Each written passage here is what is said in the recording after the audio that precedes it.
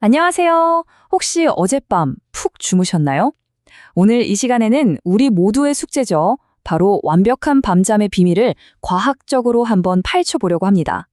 어떻게 하면 매일 아침 좀 더 개운하게, 활기차게 일어날 수 있을지 그 해답을 지금부터 같이 찾아보시죠. 이런 생각 정말 많이들 하시죠? 우리나라 사람들이 OECD 평균보다 적게 잔다는 건 다 아는 사실이고요.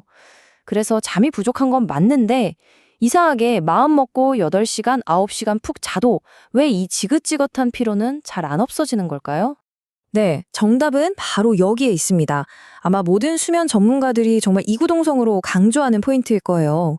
몇 시간을 잤느냐, 이 양보다 중요한 건 그 시간 동안 얼마나 깊고 또 효율적으로 우리 몸이 회복했느냐, 바로 질이라는 거죠. 이번 시간에는 어떻게 하면 이 수면의 질을 극적으로 끌어올릴 수 있는지 그 과학적인 원리부터 구체적인 방법까지 싹 다 알려드리겠습니다. 자, 그럼 그 과학적 비밀의 문을 한번 열어보겠습니다. 우리가 왜 피곤한지 그 진짜 원인을 알려면요. 우리 몸이 밤마다 우리에게 보내는 신호를 먼저 제대로 읽어낼 줄 알아야 합니다. 스탠퍼드 대학 연구팀이 정립한 아주 중요한 개념이 있습니다. 바로 수면 부채라는 건데요. 말 그대로 잠이 비처럼 쌓인다는 거예요. 매일 우리 몸에 필요한 잠을 다 못 채우면 그 부족한 시간이 마치 마이너스 통장처럼 차곡차곡 누적된다는 이론입니다. 그리고 이 빚이 쌓일수록 우리 뇌의 기능이나 면역력은 눈에 띄게 뚝뚝 떨어지게 되는 거죠. 그렇다면 이 쌓여버린 수면 부채, 가장 효과적으로 탕감할 수 있는 골든타임이라는 게 있을까요? 네, 있습니다. 여러 연구에 따르면요, 바로 우리가 잠든 직후 첫 90분입니다. 이 황금의 90분이 대체 왜 그렇게 중요할까요? 바로 이 시간에 우리 뇌가 가장 깊은 잠, 그러니까 비렘 수면 상태에 돌입하거든요.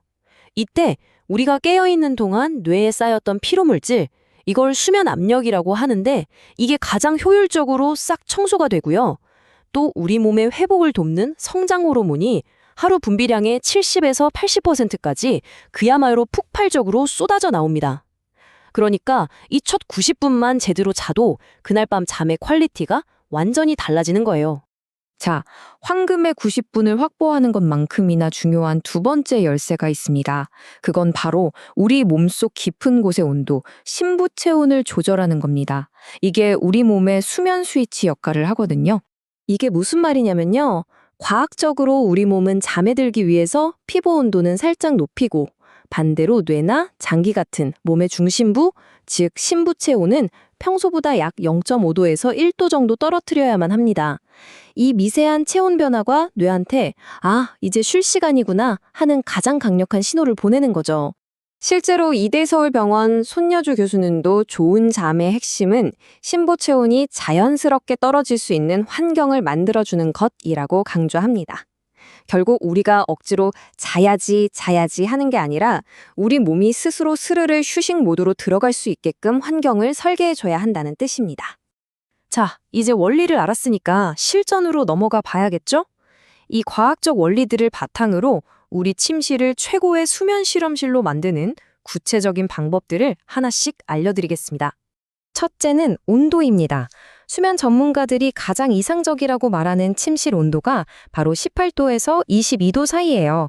우리가 느끼기엔 좀 서늘한데? 싶을 수 있는 이 온도가 우리 피부를 통해서 몸속의 열이 가장 잘 빠져나가게 도와줘서 심부 체온을 효과적으로 낮춰주는 최적의 온도입니다. 두 번째는 습도입니다. 40에서 60% 사이를 유지하는 게 베스트예요. 너무 건조하면 자는 동안 코랑 목이 말라서 호흡이 불편해지고 또 반대로 너무 습하면 숙면을 방해하는 진먼지 진드기 같은 게 번식하기 쉬워지거든요. 그리고 셋째, 빛입니다. 이건 정말 중요합니다. 이상적인 건 10럭스 미만, 사실상 그냥 완전한 어두움이라고 보시면 돼요. 한 연구를 보니까 스마트폰 불빛이나 문틈으로 새어들어오는 고작 5에서 10럭스 정도의 아주 약한 빛만 있어도요. 수면 호르몬인 멜라토닌 분비가 거의 절반 가까이 뚝 떨어진다고 합니다. 수면의 질이 확 나빠지는 거죠. 아니 그럼 이 심부 체온을 내 맘대로 조절할 수가 있나 싶으시죠? 네, 아주 효과적인 방법이 있습니다. 이 2단계만 한번 따라해보세요. 먼저 잠들기 한두 시간 전에 미지근한 물로 목욕이나 족욕을 해서 몸속 깊은 곳의 열을 피부 표면 쪽으로 쭉 끌어냅니다. 그리고 두 번째, 미리 서늘하게 만들어둔 침실로 쏙 들어가는 거죠. 그럼 피부 표면의 열이 공기 중으로 시원하게 방출되면서 신부 체온이 자연스럽게 뚝 떨어지고 우리 몸은 가장 이상적인 수면 상태로 들어가게 됩니다. 자, 이렇게 최적의 환경까지 다 갖춰졌다면 이제 우리 몸 자체에 집중할 시간입니다.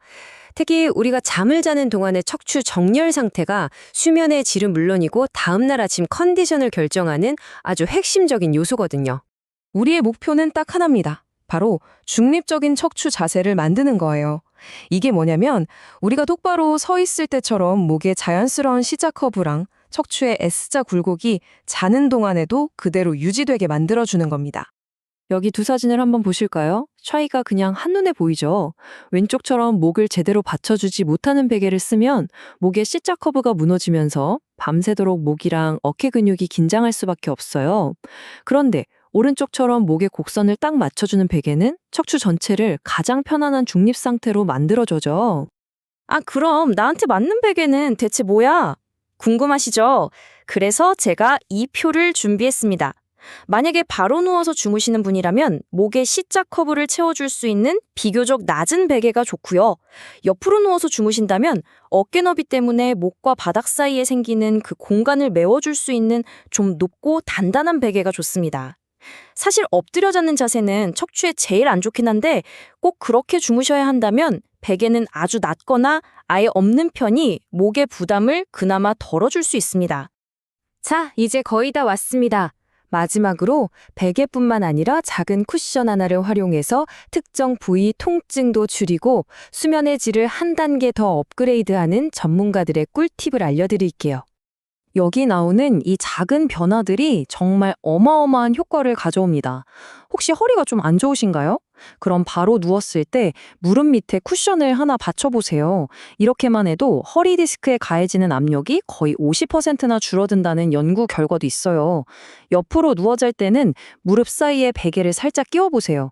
골반이 틀어지는 걸 막아줘서 척추 전체가 아주 안정적으로 변합니다.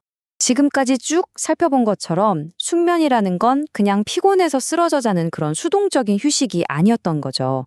온도, 습도, 빛을 과학적으로 설계하고 내 몸에 딱 맞는 베개와 자세를 적극적으로 찾는 아주 능동적인 건강관리 행위라고 할 수 있습니다. 자, 이제 여러분의 차례입니다. 오늘 밤 여러분의 건강을 위해서 이 중에 딱 한 가지 어떤 변화를 가장 먼저 시도해 보시겠어요?